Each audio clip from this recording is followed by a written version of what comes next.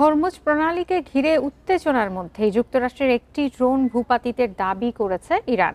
দেশটি বলছে দেশীয় প্রতিরক্ষা ব্যবস্থা ব্যবহার করে ড্রোনটি ভূপাতিত করা হয়েছে। বিশ্লেষকদের মতে এটি সামরিক সক্ষমতার পাশাপাশি একটি কৌশলগত বার্তাও।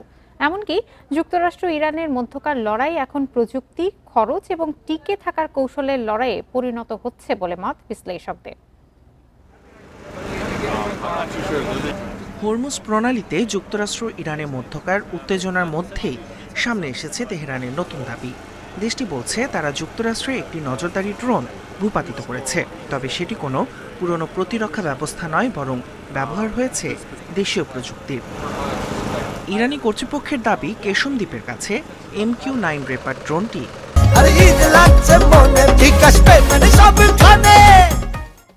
ভূপাতিত করা হয় আরাশ-ই কামাঙ্গির নামের আকাশ প্রতিরক্ষা ব্যবস্থা ব্যবহার করে, যা প্রথমবারের মতো যুদ্ধক্ষেত্রে ব্যবহারের দাবি করা হচ্ছে।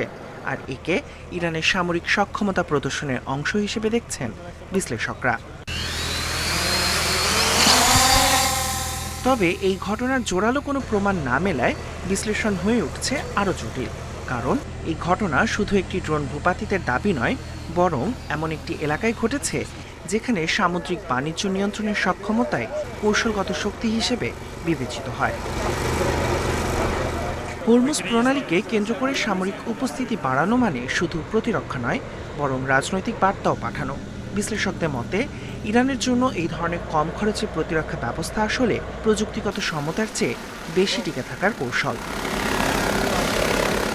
বড় রাডার বা স্থির সিস্টেম ধ্বংস করা সম্ভব হলেও ছোট ও দ্রুত স্থানান্তরযোগ্য ইউনিটগুলোকে পুরোপুরি নিষ্ক্রিয় করা অনেক বেশি কঠিন।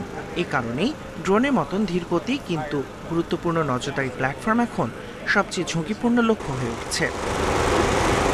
সব মিলিয়ে এই ঘটনা এখন শুধু আর একটি সামরিক দাবির মধ্যেই সীমাবদ্ধ নেই, বরং এটি ইঙ্গিত দিচ্ছে হরমুজ প্রণালীতে লড়াই এখন সরাসরি যুদ্ধের বাইরে গিয়ে প্রযুক্তি, খরচ এবং টিকে থাকার কৌশলের লড়াইয়ে পরিণত হচ্ছে।